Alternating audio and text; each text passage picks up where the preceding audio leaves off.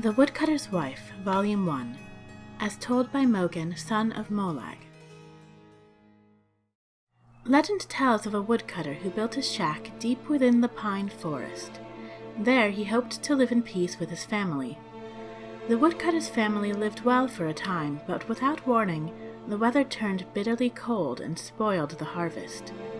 Before long, with their meager supply of food all but gone, the family was starving. Late one snowy night, a traveler knocked on the cabin door, seeking shelter from the biting cold. Always generous of heart, the woodcutter welcomed the stranger into his home, apologizing that he had no food to offer. With a smile, the traveler cast off his cloak to reveal the garments of a mage. As the woodcutter and his family looked on, the mysterious visitor reached into his satchel and drew a scroll tied with a silver ribbon. No sooner had the wizard unfurled the scroll and read the words aloud, when a great feast appeared from out of thin air. That night, nobody in the woodcutter's cabin went hungry. Day by day, the snow piled up.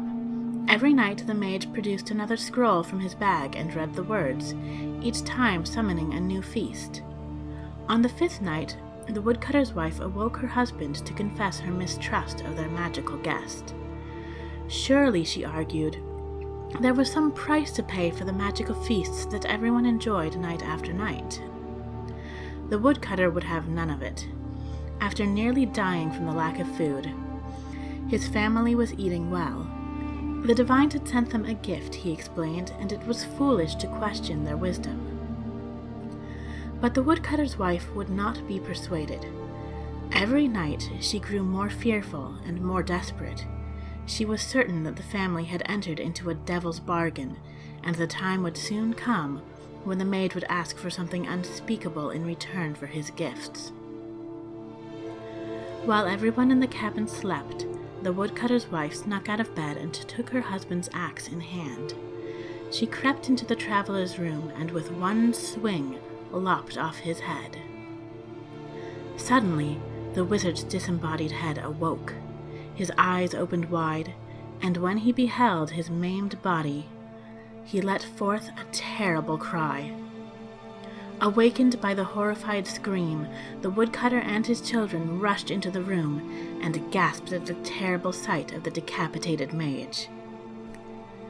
With his last gasp of breath, the traveler laid a fearful curse on the woodcutter's wife. After her mortal death, she was damned to rise once again and walk the woods alone, only to burn at the rising of the sun. To this day, those who walk the pine forest late at night tell tales of a weeping woman glimpsed between the trees. She carries a bloody axe, the stories say, and is terrifying to behold. And that's the tale of the woodcutter's wife. This is one of those stories that my mother used to tell me when I was a child. During the winter, when we'd be holed up in the farmhouse, late at night by the fire, she would tell stories like this. And I think that may have been just a little bit of my influence for wanting to become a bard, because I remember the way those stories would keep me up at night, and I wanted to be able to do the same thing with my words.